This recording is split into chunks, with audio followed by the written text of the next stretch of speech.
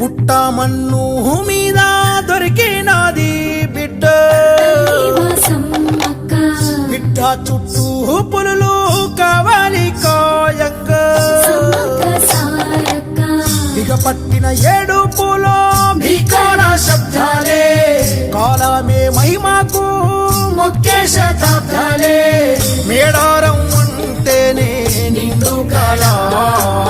త్యాగాన్ని కొనియాడే కుంభమేళ తడిమి తుడిచేను తల్లి కంఠదారా